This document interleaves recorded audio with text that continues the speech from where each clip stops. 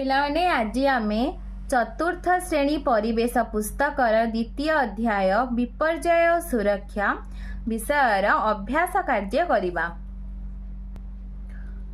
अभ्यास 1 नंबर निम्न रे दिया जाइथिबा सारणीटी को पूरण कर।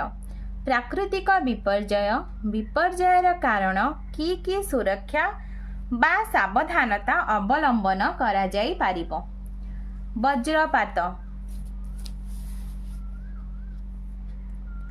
विपर्ययर कारण वायुमंडलर उपर और तल जलकणा बाही मेघ एवं वायुर घर्षण फल वज्रपात सृष्टि होइथाए। की सुरक्षा व सावधानता अवलंबन करा जाई पारिबो।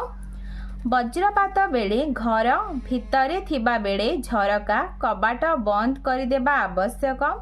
घरोई वैद्युतिक जंत्रपाति गुडिकु बंद करदेबा उचित। रास्ता रे जाउथिबा बेले गछ तळे आश्रय न नेई पाखरे थिबा पक्का घर को चली जिबा दरकार। साइकेल न चलाई निरापद स्थान को चली जिबा उचित।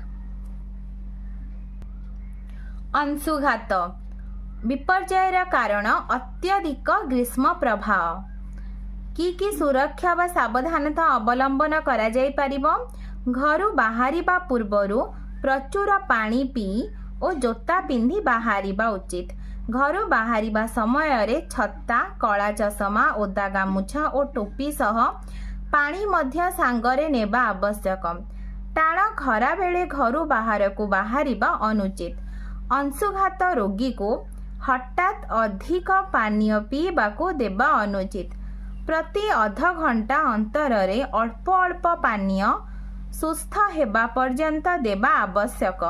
डाक्तरंका परामर्श मध्य नेबा उचित। बन्या विपर्ययर कारण वर्षा ऋतु रे अत्यधिक वर्षा। की सुरक्षा बा सावधानता अवलंबन करा जाई पारिबो।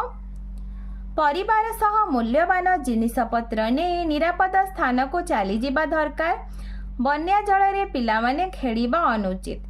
यथेष्ट परिमाण रे खाद्य पानीय संग्रह करी सुरक्षित स्थान रे रखिबा आवश्यक।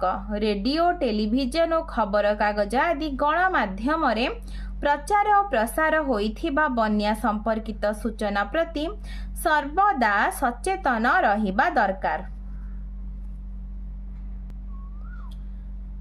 चित्रटी को देखि प्रश्न गुटिकर उत्तर दियो।